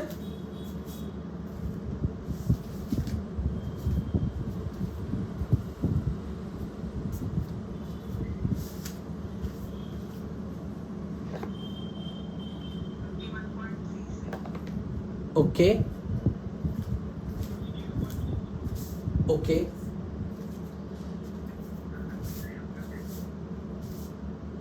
तो अब आपको क्वेश्चन में क्या बोला है कि एक फ्लास्क है, इसमें स्टार्टिंग में सिर्फ सॉलिड पड़ा हुआ है, सॉलिड अमोनियम हाइड्रोसल्फाइड या अमोनियम बाइसल्फाइड, ये सॉलिड है सिर्फ। ये डीकंपोज करके दो गैसेस बना रहा है। इसका मतलब टाइम के साथ साथ अब ये घटेगा ये बढ़ेगा। इनिशियली जब ये सॉलिड अकेला था तो फ्लास्क में प्रेशर 0 होगा, लेकिन धीरे धीरे टाइम के साथ साथ जब ये डीकंपोज होगा तो दो गैसेस बनेंगे। तो इस फ्लास्क के अंदर गैस का प्रेशर टाइम के साथ साथ बढ़ेगा। क्या हमेशा बढ़ता जाएगा? नहीं, एक टाइम पे जाके प्रेशर बढ़ना बंद कर देगा जब ये रिएक्शन इक्विलिब्रियम पे आ जाएगी। उस समय जब रिएक्शन इक्विलिब्रियम पे आ गई तब तक इस फ्लास्क में जितना भी प्रेशर बन चुका है वो कांस्टेंट हो चुका है। वो हमें क्वेश्चन में दिया हुआ है 1.2। तो इसका मतलब आपको क्वेश्चन में ये बोला कि इक्विलिब्रियम के टाइम पर जितना भी अमोनिया और जितना भी H2S इस फ्लास्क में है इक्विलिब्रियम के टाइम तक, इनका टोटल प्रेशर 1.2 है। अब हमें इतना पता है अमोनियम हाइड्रोसल्फाइड बिगिनिंग में सपोज इसके अगर A मोल थे तो इक्विलिब्रियम आने तक इसके A में से X मोल चले गए होंगे, तो इसके XX मोल्स बन के रहेंगे। और क्योंकि मुझे क्वेश्चन में रिएक्शन मिक्सचर का Kp दिया हुआ था, ये सॉरी टोटल प्रेशर दिया हुआ था, टोटल प्रेशर 1.2, तो इसका मतलब ये है कि इक्विलिब्रियम पर अमोनिया का partial pressure at equilibrium plus partial pressure of H2S at equilibrium, ये क्वेश्चन में 1.2 है। अब मैं सिर्फ आपसे इतना एक्सपेक्ट करता हूं अगर उनके बराबर बराबर मोल्स हैं, ये तो सॉलिड है, सॉलिड का तो प्रेशर में कोई लेना देना ही नहीं होगा। जब उनके मोल्स की रेशियो 1:1 है तो क्या आप उनके पार्शियल प्रेशर बता सकते हो? जब टोटल प्रेशर 1.2 हो तो अगर इनके मोल्स की रेशियो 1:1 है, X:X, तो इनके पार्शियल प्रेशर आप कैसे निकालोगे? गैसियस स्टेट लगाओ, आप यही लिखोगे 1.2 टाइम्स x मोल बाय x प्लस x, यही करोगे। Partial total pressure into mole fraction, इसका मोल फ्रैक्शन कितना है? x moles bye 2x moles, और इसका 1.2 इंटू x बाय 2x। आप सीधा बोल दो सर इनके मोल्स की रेशियो 1:1 है, यानी कि ये जो टोटल प्रेशर है 1.2 ये दो हिस्सों में बराबर बटा है, तो क्लियरली इनके पार्शियल प्रेशर इक्विलिब्रियम पे 0.6 आ गए। और इनके अगर पार्शियल प्रेशर आपको ATM में मिल गए तो सॉलिड का तो कोई पार्शियल प्रेशर होता भी नहीं, और वैसे भी सॉलिड का कोई Kp कैसे में इन्वॉल्वमेंट नहीं, वो तो बन ही रहेगा टर्म। तो अब आपको अगर Kp पूछा है तो आप क्या लिखोगे? Partial pressure of ammonia at equilibrium raised to power its coefficient into partial pressure of H2S at equilibrium raised to power 1/1 for solid. तो वैल्यू पुट कर दो, आंसर विल बी 0.36। अगर किसी ने कहा किसके यूनिट बताओ तो ये भी एटमॉस्फेयर में, ये भी एटमॉस्फेयर में है, तो आप लिखोगे atmosphere square. Simple question. Heterogeneous equilibrium पर क्वेश्चन कभी टफ नहीं आता, बहुत इजी आता है। वो हमारी गलती होती है, जब हम रिएक्शन देखते हैं ना तो हमारा माइंड हमें क्या मैसेज देता है? अच्छा बिगिनिंग में ना अमोनियम हाइड्रोसल्फाइड डाला होगा, हमें नहीं पता ये रिएक्शन जैसे लिखी लिखने दो, स्टार्ट कहां से किया है क्या पता अपने स्टार्टिंग में ये दोनों फ्लास्क में डालें, ये क्वेश्चन बताएगा। और जब तक क्वेश्चन में कुछ नहीं बताया तो बाय एज्यूम करना है कि आपने स्टार्ट रिएक्टेंट से किया, पर रिएक्शन को देखते वक्त दिमाग में माइंड प्रिपेयर नहीं करना, अच्छा स्टार्टिंग में ना यही डाला होगा। क्वेश्चन में ये वेल डिफाइंड होता है, और अगर नहीं डिफाइन तो बाय डिफॉल्ट एज्यूम की रिएक्टेंट से स्टार्ट हुआ। पर कई बार आपको रिएक्शन इस स्टाइल में लिखी होगी, पर वो बोला होगा starting with ammonia and H2S। तो अगर इनसे स्टार्ट हुआ है तो फिर इनिशियली ये 0 है और ये है, तो अब ये घटेगा ये बढ़ेगा। ऐसे क्वेश्चन भी होते हैं।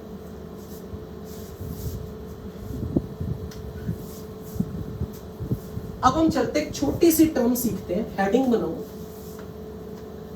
Degree of dissociation, relation of degree of dissociation. relation of degree of dissociation with observed molar mass of mixture.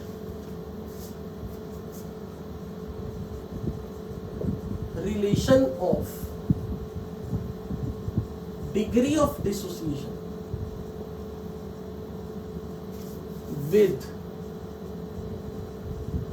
observed molar mass of mixture.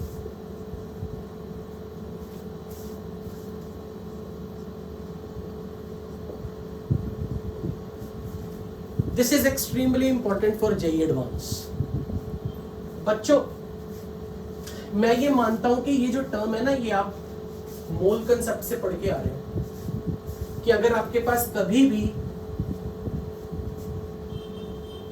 तीन चीजों या दो चीजों का मिक्सचर है जिसमें A के N1 मोल्स हैं, B के N2 मोल्स हैं और C के N3 मोल्स हैं, और अगर A का molar mass capital M1, capital M2, capital M3 है, तो इस पूरे मिक्सचर का एवरेज मॉलिक्यूलर मास आप ऐसे निकालते थे, N1 M1 plus N2 M2 plus N3 M3 upon N1 plus N2 plus N3। जिनको ये नहीं आता वो मेरे YouTube चैनल पे मोल कंसेप्ट की प्लेलिस्ट में इसका लेक्चर देख लेना। पर मैं अब इसके इंट्रोडक्शन नहीं दे रहा, मैं ये सब अज्यूम कर रहा हूं कि मोल कंसेप्ट से आप पढ़ के आए हो और आपको ये आता होगा। नहीं आता तो वॉच द वीडियो। मेरी मोल कंसेप्ट की प्लेलिस्ट में चैनल पे इसका लेक्चर मिल जाएगा कि ये कैसे निकालते हैं और ये रिलेशन कैसे आया। But I am not going to teach you at this moment कि ये कैसे बनता है रिलेशन। बट अगर किसी मिक्सचर में ABC के कुछ मोल्स, कुछ भी मोल्स हैं और आपको उनके मोलर मास मालूम है, तो इस पूरे मिक्सचर का मोलर मास कभी भी ऐड नहीं होता। Molar mass of different component को ऐड करके मिक्सचर का मोलर मास ये कोई ढंग नहीं बताता। Molar mass cannot be added, molar mass cannot be subtracted. moles can be added, mass can be added, moles can be subtracted, mass can be subtracted. Molar mass is always a constant number for a given material, so molar mass is also constant number. Molar mass is not a constant number for the mixture, क्योंकि किसी mixture का molar मास इस चीज पे depend करता है इनके moles कितने हैं, डिफरेंट कंपोनेंट के कितने मोल हैं। अब मैं इस रिलेशन को ये भी लिख सकता हूं N1 अपॉन टोटल मोल्स, क्योंकि ये नंबर टोटल मोल है। N1 plus N2 plus N3 is total mole. तो N1 upon total mole into capital M1, N2 upon total mole into capital M2 और N3 upon total mole into capital M3। This ratio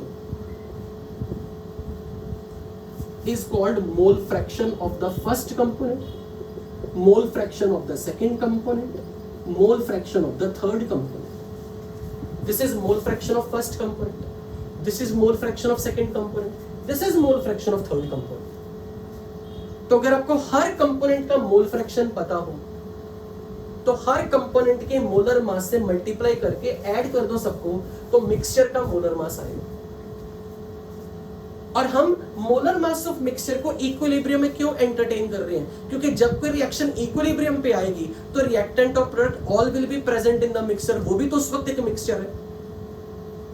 और equilibrium mixture में इनके moles एक constant value achieve कर चुके होंगे। तो किसी इक्विलिब्रियम मिक्सचर का मोलर मास हमेशा कांस्टेंट नंबर है, क्योंकि इक्विलिब्रियम आने के बाद A, B, C के मोल्स, डिफरेंट कंपोनेंट्स के mole will not change with time. But जब तक रिएक्शन इक्विलिब्रियम पे नहीं आई तो रिएक्शन या तो फॉरवर्ड जा रही है या बैकवर्ड जा रही है, तो इनके मोल्स बदल रहे हैं टाइम के साथ साथ। और जब तक मोल्स बदल रहे हैं, ये मोल्स बदल रहे हैं, तो डेफिनेटली मिक्सचर का मोलर मास भी बदल रहा है। इसलिए जब तक किसी इक्विलिब्रियम, जब तक कोई रिएक्शन इक्विलिब्रियम पे अचीव नहीं करती, उसके अंदर फ्लास्क में जो भी मिक्सचर है उसका मोलर मास भी एक कांस्टेंट नंबर तब तक नहीं है जब तक इक्विलिब्रियम नहीं आए। जैसे इक्विलिब्रियम आ जाएगा ये मोल्स की वैल्यू कांस्टेंट हो जाएगी। उस इंस्टेंट पे इक्विलिब्रियम मिक्सचर का मोलर मास हमेशा कांस्टेंट नंबर होगा। So since number of moles of a component of a mixture changes with the time till the equilibrium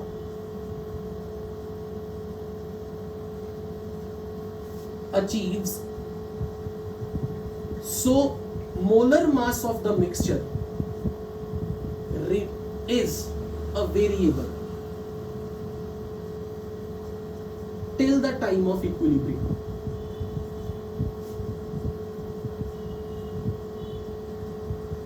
Once the equilibrium is achieved, number of moles of all components becomes constant. ये जिसके भी पीछे mic से आवाजें आ रही है please control करो. And hence molar mass of the mixture becomes constant at equilibrium.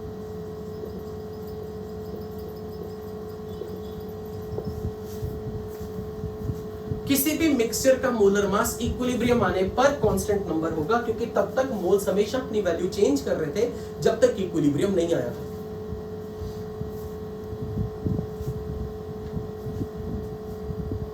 Up to here any doubt? अगर किसी को बेसिक जानना है मोलर मास क्यों नहीं ऐड कर सकते, क्यों नहीं सब्ट्रैक्ट कर सकते, ये रिलेशन कैसे आया, तो मैं ये अज्यूम करूंगा कि आपको लेक्चर जरूर देखना चाहिए मोल कंसेप्ट की प्लेलिस्ट में से मेरे.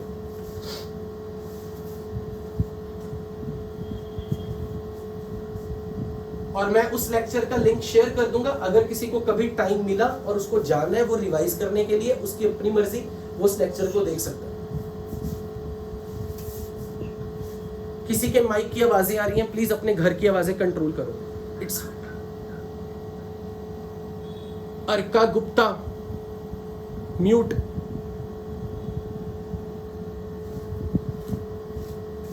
अब मान लो मैं एक एग्जांपल ले रहा हूं ये रिएक्शन से. 2a gives 3b plus c. मान लो बिगिनिंग में 0 टाइम पे मेरे पास इसके a मोल थे और t1 टाइम पे इसके x1 मोल्स घट गए. अगर इसके x1 मोल डिकम्पोज हुए ना बच्चों, बताओ b और c के कितने मोल्स बनेंगे? 3x1 by 2 और x1 by 2. मानते हो या नहीं? मान लो t इक्वल टू t2 पर आने पर, अभी इक्विलिब्रियम नहीं आया, a में से घट के x2 मोल रह गए, a में से घट के x2 मोल्स रह गए. उस समय b और c के कितने कितने मोल इक्विलिब्रियम मतलब t2 टाइम पर बनेंगे? 3x2 by 2 और x2 by 2. मानते हो या नहीं? बोलो. अब ये बताओ, जब ये नंबर, ये मोल्स, क्या a के मोल्स कांस्टेंट है t1 से t2 में? क्या a के मोल्स कांस्टेंट है? क्या b के मोल्स कांस्टेंट है या c के मोल्स कांस्टेंट है? नहीं है ना कांस्टेंट. तो क्या ये नंबर ऑफ मोल कांस्टेंट तो नहीं है तब तक? लेकिन इनका अपना अपना एटॉमिक मास या अपना अपना मॉलिक्यूलर मास ये कांस्टेंट है, पर ये मोल्स टाइम के साथ साथ चेंज हो रहे हैं. जैसे कि मान लो ये a कंपोनेंट के लिए मोल्स होते हैं तो मैं a माइनस x1 लिखता और अगले इंस्टेंट पे a माइनस x2 लिखता. इनिशियल इंस्टेंट पे मैं b के मोल्स यहाँ पे 3x1 by 2 पुट करता, लेकिन t2 मोमेंट पे 3x2 by 2 पुट करता, तो मेरे ये मोल्स टाइम के साथ साथ चेंज हो रहे हैं. मान लो इक्विलिब्रियम जब आ गया, ये फाइनली घट के x3 तक हो गए, मतलब रिएक्टेंट के x3 मोल डिकम्पोज कर चुके थे, तो a minus x3 mole a के इक्विलिब्रियम मिक्सचर में प्रेजेंट है. तब तक b के 3x3 by 2 और c के x3 by 2 मोल्स बन चुके होंगे, राइट? अब इस इक्विलिब्रियम वाले मोमेंट के बाद अब मोल्स में चेंज नहीं आएगा, तो ये नंबर अपनी वैल्यू नहीं बदलेंगे, तो मिक्सचर का मोलर मास कांस्टेंट हो जाएगा. क्या ये चीज यहां तक किसी को कोई डाउट? क्या ये चीज सच में रियलाइज फील हुई है कि मिक्सचर का मोलर मास टाइम के साथ साथ चेंज हो रहा है जब तक इक्विलिब्रियम नहीं आया? और इक्विलिब्रियम जब आ गया, जब इक्विलिब्रियम आ गया तो अब मिक्सचर का मोलर मास कांस्टेंट हो चुका है। अब ध्यान से सुनो, T1 टाइम पे what is the degree of dissociation of X1 upon A। T2 time पर what is the degree of dissociation of X2 upon A। और जब इक्विलिब्रियम आ गया T3 टाइम पे, this is X3 upon A। इनमें से बताओ कौन सा नंबर चेंज हो रहा है? X1 चेंज हो रहा है, X2 चेंज हो रहा है, या X3 नंबर? क्या चीज है जो नंबर अभी तक चेंज हो ही जा रहा था T1 से T2 T3 तक? ये चेंज हो रहे थे ना, अब T3 के बाद तो नहीं चेंज होंगे। इसका मतलब डिग्री ऑफ डिसोसिएशन भी जब तक इक्विलिब्रियम नहीं आता अपनी वैल्यू को बढ़ा रहे हैं। मुझे ये बताओ, X1 के बाद जो X2 नंबर है, X2 की वैल्यू X1 से बड़ी है या छोटी? X2 की वैल्यू X1 से बड़ी होगी। क्यों बड़ी होगी? क्योंकि रिएक्टेंट टाइम के साथ घट रहा है ना। A नंबर तो कांस्टेंट है। अगर A माइनस X2 को छोटा होना है A माइनस X1 से, तो X2 को तो बड़ा होना पड़ेगा ना। बच्चों, क्या ये सबको समझ में लगा कि X2 X1 से क्यों बड़ा? अगर ये नहीं समझ आए, यहां से देख लो, C की क्वांटिटी टाइम के साथ साथ बढ़ रही है, घट रही है? तो ये बताओ, X1 बड़ा होगा या X2? X2 बड़ा है ना। और अगर X2 बड़ा है, X1 छोटा है, तो A माइनस X2 छोटा है या A माइनस X1 छोटा है? A माइनस X2 छोटा होगा, क्योंकि X2 नंबर बड़ा नंबर है। क्या अब समझ लगा या नहीं? अब ये बताओ, X1 और X2 में बड़ा नंबर कौन है? X1 से X2 ये नंबर बढ़ गए ना। C की वैल्यू टाइम के साथ साथ बढ़ेगी, C की वैल्यू टाइम के साथ साथ बढ़ेगी, और रिएक्टेंट टाइम के साथ साथ घटेगा। तो X1 नंबर छोटा है, X2 नंबर बड़ा है, X3 नंबर बड़ा है, तभी तो A माइनस X3 मिनिमम होगा। तो X1 X2, X1 से X2 नंबर बढ़ गया, A नंबर वही है। तो degree of dissociation of reactant time के साथ साथ बढ़ रही है या घट रही है? So degree of dissociation time के साथ साथ बढ़ेगी, और इक्विलिब्रियम आने के बाद अब X3 में कोई चेंज नहीं आना। तो डिग्री ऑफ डिसोसिएशन इक्विलिब्रियम आने पर क्या हो जाएगा? तो मॉरल ऑफ द स्टोरी कि जब भी कभी किसी रिएक्शन में रिएक्टेंट डीकंपोज करता है, तो रिएक्टेंट का डिग्री ऑफ डिसोसिएशन टाइम के साथ साथ बढ़ेगा या घटेगा? इनिशियली बढ़ेगा, पर एक बार इक्विलिब्रियम आ गया तो degree of dissociation will stop increasing. क्या ये बात सबको रियलाइज हुई है? रटी नहीं है? समझ में आई है? So with time initially degree of dissociation of reactant increases and it becomes constant with when reaction achieves equilibrium.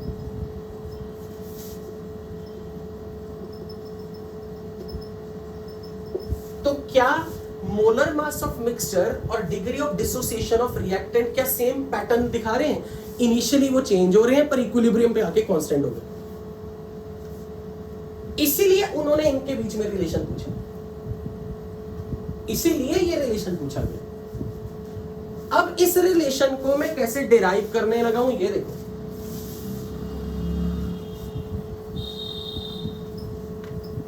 दो मेथड के साथ। मेथड नंबर 1,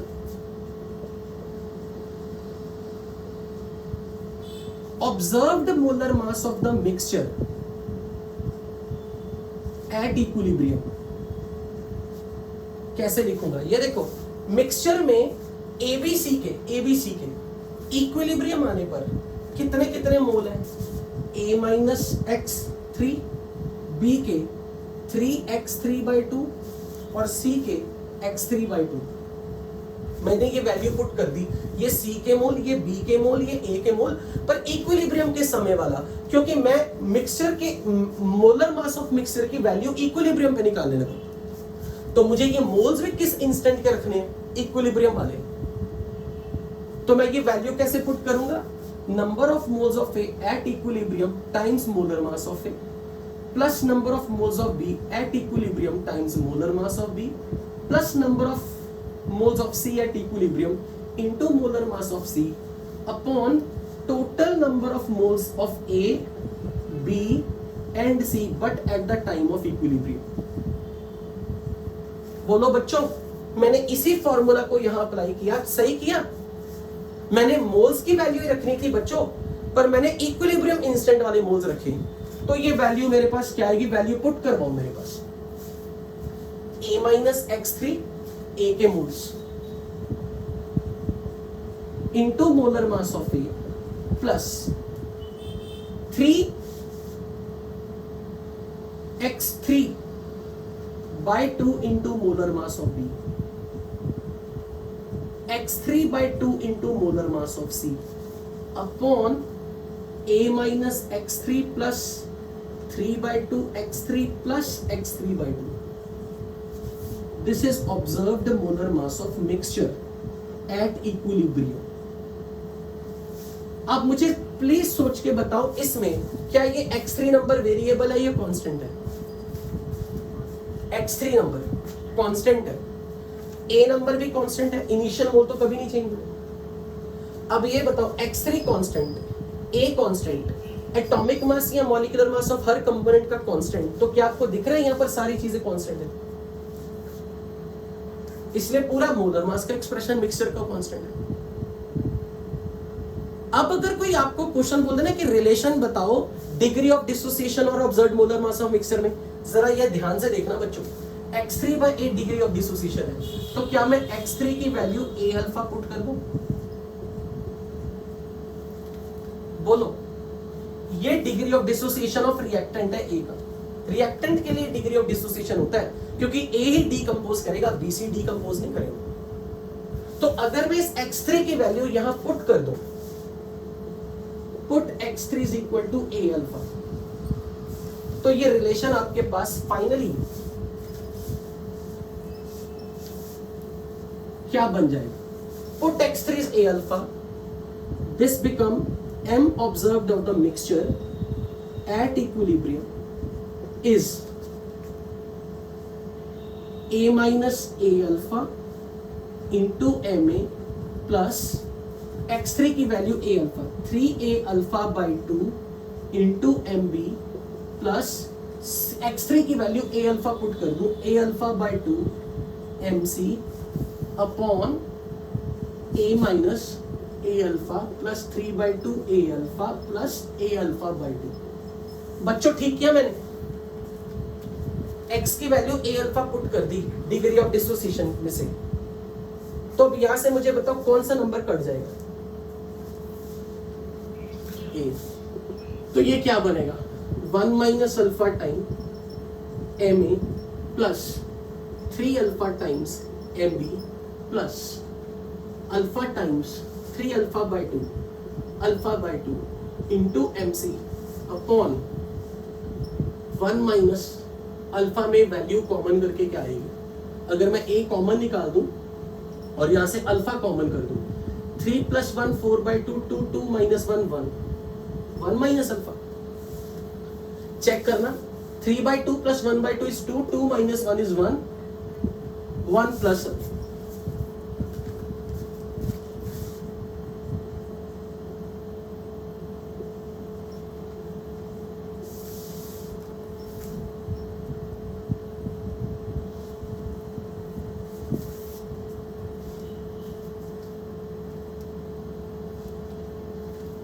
अब मैं आपको इस मेथड को करने के लिए, ये जो मैंने आपको मेथड बताया ना, आप न्यूमेरिकल में ये तरीका लगाओगे सॉल्व करते वक्त। न्यूमेरिकल करते वक्त आपने ये मेथड लगाना है, क्योंकि मैंने आपको न्यूमेरिकल सिखाए ऐसे हैं, 0 टाइम पर A मोल थे, T1 टाइम पे इतने थे, T1 टाइम पे इतने थे, जब इक्विलिब्रियम आ गया A माइनस x3 इतने इतने हो गए। जब आपको इन सबके मोल्स मिल गए ना, तो तो आपने molar mass, observe molar mass of mixture का ये फॉर्मूला जो स्टैंडर्ड फॉर्मूला है, N1 plus N2 M2 plus N3 M3 upon N1 plus N2 plus N3, आपने ये इक्वेशन स्टैंडर्ड इक्वेशन यूज करनी। स्टैंडर्ड इक्वेशन,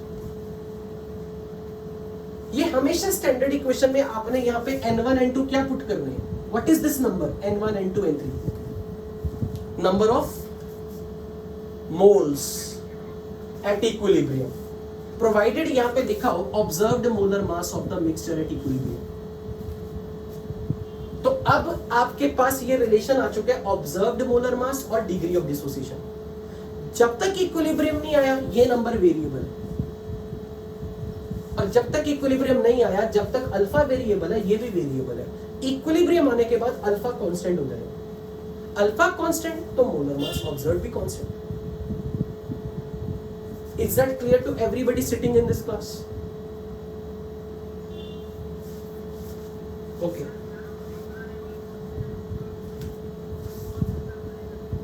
इक्विलिब्रियम आने पर, क्योंकि इक्विलिब्रियम आने के बाद x3 नंबर चेंज नहीं हो रहा, और अगर x3 चेंज नहीं हो रहा, a तो कभी चेंज हुआ ही नहीं, वो तो इनिशियल मोल फिक्स है, उस समय अल्फा कांस्टेंट है जब इक्विलिब्रियम आया।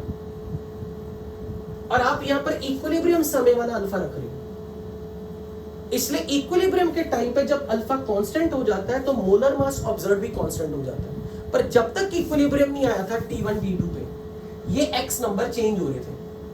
x नंबर चेंज होंगे तो डिग्री ऑफ डिसोसिएशन भी चेंज होगा, डिग्री ऑफ डिसोसिएशन चेंज होगा तो ऑब्जर्व मोलर मास भी चेंज होगा। और क्योंकि टाइम के साथ साथ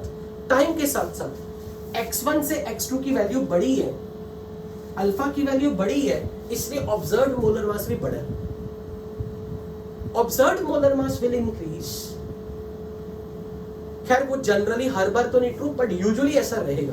जब तक डिग्री ऑफ डिसोसिएशन बढ़ रहा है मोलर मास ऑफ मिक्सचर भी बढ़ रहा है, पर किसी केस में नहीं भी बढ़ सकता, मैं एग्जांपल दूंगा। पर एक चीज जरा ध्यान से देखना, इस इक्वेशन में एक चीज जरा सोच के ऑब्जर्व करना। मैं यहां पर ये जो 1 नंबर है ना बच्चों, ये जो 1 नंबर है, ये देखो मैं क्या पुट कर रहा हूं, 1 नंबर को, ये वाला 1, इस 1 को मैं कैसे लिखने लगा हूं ऑल्टरनेटिवली, ये देखना 3/2 प्लस 1/2 माइनस 1, क्या ये आंसर 1 ही आएगा सॉल्व करके?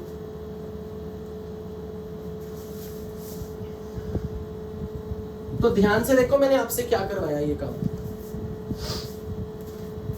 b का कोफिशिएंट, b प्लस c का कोफिशिएंट माइनस a का कोफिशिएंट डिवाइडेड बाय a का कोफिशिएंट, b का कोफिशिएंट प्लस c का कोफिशिएंट माइनस a का कोफिशिएंट डिवाइडेड बाय a का coefficient, coefficient of b plus coefficient of c plus minus coefficient of a, product का coefficients का सम minus reactant का coefficient divided by reactant का coefficient, this number will be always this. Okay, thank you very very much. Next class में हम कल इसी time पे मिलेंगे, मिलते हैं अब नेक्स्ट क्लास में। Have a nice day ahead.